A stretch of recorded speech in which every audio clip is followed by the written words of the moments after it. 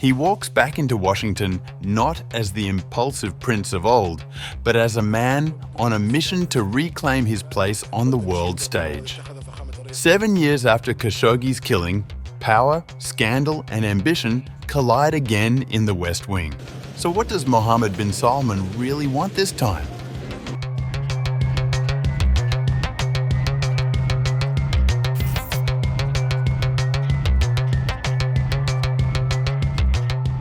Saudi Arabia. Crown Prince Mohammed bin Salman's return to the White House marks a moment both symbolic and strategic. It is his first visit since the October 2018 killing of Saudi journalist Jamal Khashoggi inside Istanbul's Saudi consulate, a murder that ignited global outrage and implicated Saudi operatives acting under his watch. 7 years later, the crisis that once threatened to isolate him has faded into the diplomatic background. According to Reuters, the Crown Prince arrives on a mission to reclaim his place on the world stage, seeking to demonstrate to US President Donald Trump that backing his assertive leadership was worth the gamble. The meeting underscores an enduring partnership tested by scandal, but ultimately anchored in oil, security, investment, and regional stability.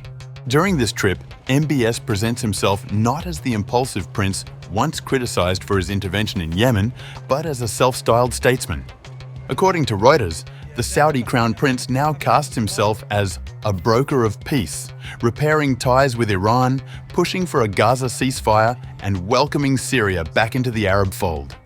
Despite the shadow of Khashoggi's killing and the US intelligence conclusion that MBS approved the capture or killing, the two countries' relationship remains defined by strategic calculus rather than moral reckoning. At home, his transformation has been even more dramatic. In under a decade, he dismantled the kingdom's austere public culture, curbing the religious police, sidelining conservative clerics, and expanding freedoms once unimaginable. Women now drive, work, and move freely. Concerts, fashion shows, and celebrity performances redraw Saudi Arabia's cultural landscape. MBS's rise marked a generational shift inside Saudi Arabia, breaking with long-standing succession norms. He declared in 2017, 70% of Saudis are under 30. We will not waste the next 30 years dealing with extremist ideas. We will destroy them today.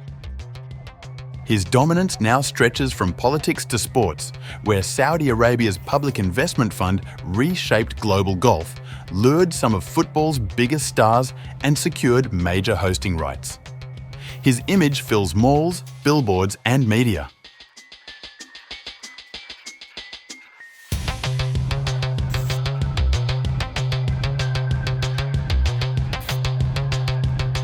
But not everyone sees this return as a diplomatic triumph.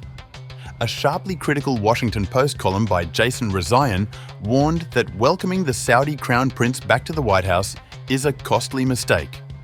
The Post's report said that such invitations signal legitimacy for leaders accused of grave abuses, noting that pariahs don't usually get to visit the West Wing. The Post places MBS in a category alongside other controversial figures, including Syria's new president, Ahmed al-Sharaa, whose recent US invitation also raised eyebrows. Jason Rezaian recalls meeting MBS during his 2018 Washington visit just months before Khashoggi's murder, and describes being struck by his willingness to lie openly and his lack of any perceptible humility. At the same time, however, this is a man responsible for the bloody deaths of tens of thousands of people, from civilians in Yemen to his many domestic Saudi critics. Execution rates have surged in recent years, with a new high of 345 in 2024. Khashoggi's assassination hangs heavily over the critique. Rezaian emphasized that his killing, a premeditated and gruesome assassination ordered by a foreign head of state against a journalist living and working in Washington, cannot be brushed aside as political inconvenience. Trump made clear at the time that, despite the U.S. intelligence community's conclusion with high certainty that MBS either ordered or approved of Khashoggi's killing, the crime would not get in the way of our relationship with Saudi Arabia. There was too much business on the line. Rezaian stresses that US moral authority is eroding and that Trump's renewed embrace of MBS is strategically short-sighted. The horrific Jamal Khashoggi episode provided an opportunity for the United States to clip MBS's wings, and by doing so perhaps even alter the course of the Saudi succession drama.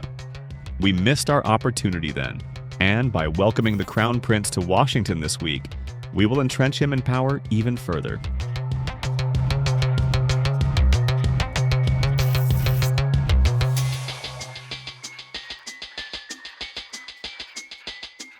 The third dimension of the visit is focused squarely on business, security, strategy, and technology. According to Reuters, MBS arrives with an agenda spanning defense, AI, and nuclear energy. Trump is seeking to capitalize on a $600 billion Saudi investment pledge made during his May visit to the kingdom. Reuters notes that Trump steered clear of human rights concerns on that trip and is expected to do so again during this meeting. MBS, for his part, wants three major outcomes: security guarantees, access to advanced AI technologies, and progress on a civilian nuclear program. On defense, Reuters reports that Trump confirmed he plans to approve the long-sought sale of US-made F-35 fighter jets to Saudi Arabia. Trump said, "I will say that we will be doing that." Such a sale would be a significant shift in US policy, testing the long-standing principle of preserving Israel's qualitative military edge in the region. Saudi Arabia also wants a defense pact ratified by Congress, but Washington has made that contingent on Riyadh normalizing ties with Israel. Riyadh has tied that to commitments on Palestinian statehood, a standard Israeli Prime Minister Benjamin Netanyahu again rejected. Analysts quoted by Reuters expect that Trump may issue an executive order granting partial defense assurances but falling short of a full treaty. Dennis Ross, a former Middle East negotiator for Democratic and Republican administrations, now at the Washington Institute for Near East Policy, said, "I expect an executive order that would call for the US and the Saudis to immediately consult on what to do in response to the threat. That could run the gamut of providing a range of different assistance, replacing arms, deploying defensive missile batteries like THAAD or Patriot, deploying naval forces with a Marine unit, to actively taking part in the combat in an offensive, not only defensive manner." An executive order would require Washington and Riyadh to immediately consult on what to do in response to the threat, without guaranteeing direct US military involvement. Beyond defense, Riyadh is pushing for US cooperation in artificial intelligence, described as a cornerstone of Vision 2030. Saudi Arabia aims to become a regional AI hub and to compete directly with the UAE, which recently secured access to high-end US chips through a multi-billion-dollar data center deal. The nuclear track is more contentious. MBS seeks US approval for a civilian nuclear program, but Washington wants Saudi Arabia to rule out enrichment and reprocessing dual-use steps that could theoretically lead to a weapon. Reuters reported that progress has been slow because the Saudis did not want to agree to a US stipulation that would rule out enriching uranium or reprocessing spent fuel,